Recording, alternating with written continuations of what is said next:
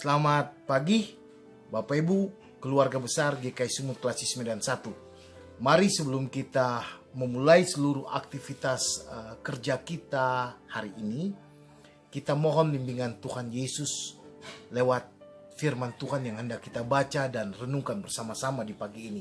Mari kita berdoa. Tuhan Yesus berkati kami dengan firman-Mu di pagi ini, supaya saat kami melakukan aktivitas kami boleh melakukannya atas kasih dan bimbingan Tuhan Yesus semata-mata. Dalam nama Tuhan Yesus, Juru Selamat Penolong kami berdoa dan mengucap syukur. Amin. Bapak Ibu yang diberkati Tuhan, saya membaca firman Tuhan dari Injil menurut Matius. Matius pasal 6 ayat 33. Firman Tuhan berbunyi demikian.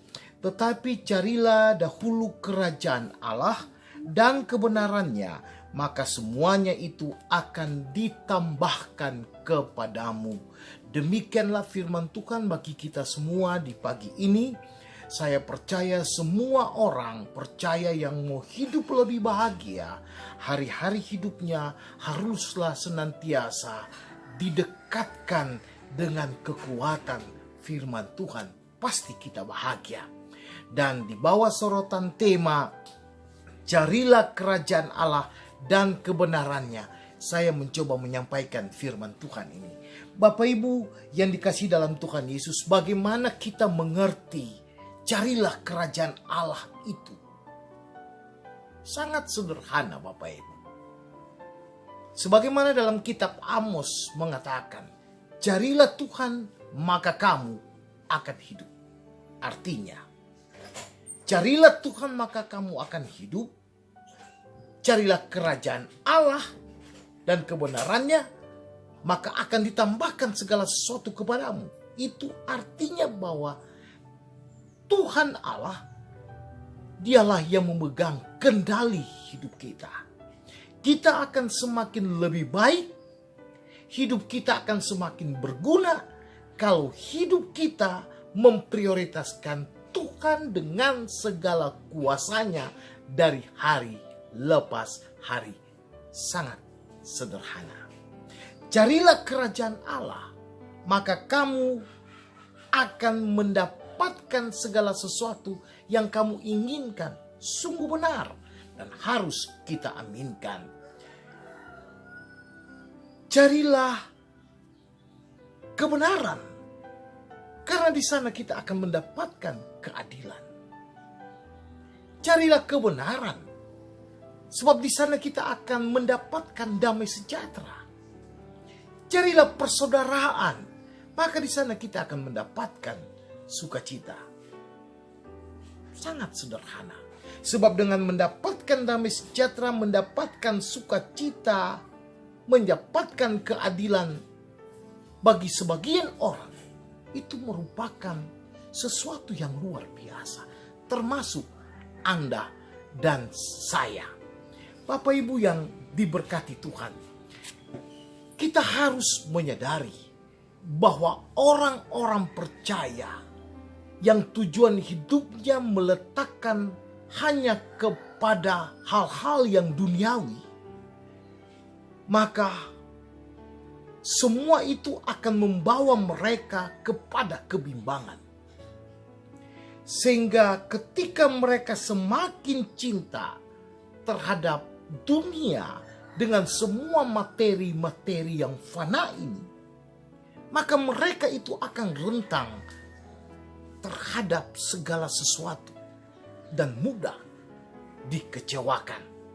Sehingga dengan demikian Bapak Ibu yang diberkati oleh Tuhan Yesus, hidup kita, Anda dan saya,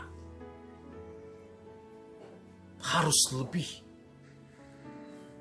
memprioritaskan Tuhan Allah. Sebab dengan demikian kita akan melihat kasih Tuhan itu. Mari kita coba untuk mengerti bagaimana kita dapat melihat Allah dalam dunia ini. Firman Tuhan mengatakan begini Bapak Ibu, dalam Injil menurut Matius pasal 25 ayat 40. Aku berkata kepadamu, sesungguhnya segala sesuatu yang kamu lakukan untuk salah seorang dari saudaraku yang paling hina ini, kamu telah melakukannya untuk aku.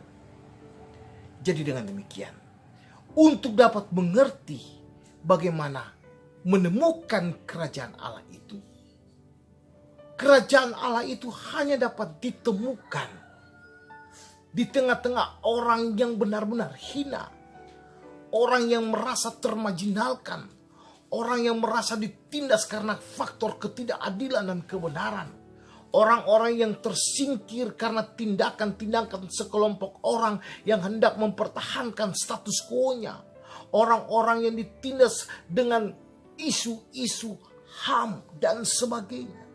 Mereka itu adalah orang-orang yang patut dihargai, ditolong, dikuatkan, dan selalu didampingi oleh setiap orang percaya, Anda dan saya. Tetapi sebelum kita masuk di dalam ranah itu, maka setiap pribadi harus benar-benar memprioritaskan Tuhan terlebih dulu dalam dirinya. Tuhan harus mampu mengubah hidupnya. Tuhan harus mampu membaharui hidupnya dulu sebelum dia melakukan semua aksi-aksi kerajaan kasih Allah itu bagi orang lain. Sehingga orang lain lewat pribadi Anda dan saya dapat menyaksikan arti, makna, dan nilai kerajaan Allah itu. Bapak Ibu yang sungguh diberkati oleh Tuhan Yesus, besok kita telah memasuki Minggu Adventus yang ketiga. Artinya bahwa Anda dan saya harus benar-benar merenungkan sampai sejauh mana arti dan nilai pertobatan secara pribadi, keluarga, dan persekutuan umat ini. Apakah benar-benar minggu-minggu Adventus ini telah membawa hidup kita seutuhnya untuk mau menyatakan arti sebuah pertobatan secara pribadi, keluarga, maupun jemaat? Ataukah kita masih tetap bermulut manis, senyum yang cantik menawan, namun di lubuk hati kita yang paling dalam, kita masih menyimpan sakit hati, kita masih menyimpan rasa dendam, kita masih membenci saudara-saudara kita, siapapun dia. Kalau hal itu terjadi, maka sesungguhnya kitalah orang yang paling berdosa kepada Tuhan. Bukan saja menipu diri sendiri, tetapi kita sementara melatih hidup kita untuk menipu Tuhan Allah. Kita harus menyingkirkan itu. Sebab minggu-minggu Adventus ini menggiring kita untuk menyambut Sang Juru Selamat, penolong kita, yang akan dan dapat dan yang akan dan yang mampu memberikan hidup yang lebih berarti bagi hidup kita. Jadi mari kita benar-benar bertobat, benar-benar menyatakan kebenaran, keadilan pada diri kita sendiri. Singkirkan rasa sakit hati, singkirkan dendam kita, kebencian kita, kita singkirkan, kita kuburkan, dan itu tidak harus bangkit lagi. Saatnya kita melihat sukacita menetap dalam hidup pribadi, rumah tangga, dan persekutuan jemaat kita. Sebab ingat saudara-saudara, Yesus Tuhan Juru Selamat mau hadir.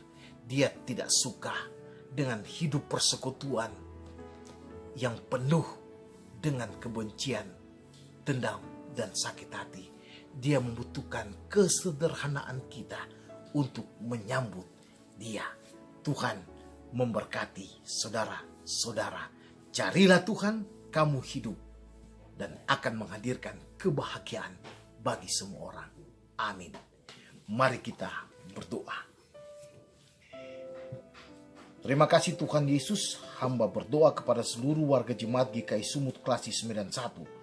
Mulai dari anak-anak dalam kandungan ibunya yang masih kecil, remaja, dewasa, semua suami, semua istri, semua janda, duda, yatim piatu, bahkan setiap warga jemaat Tuhan yang sudah lanjut usia.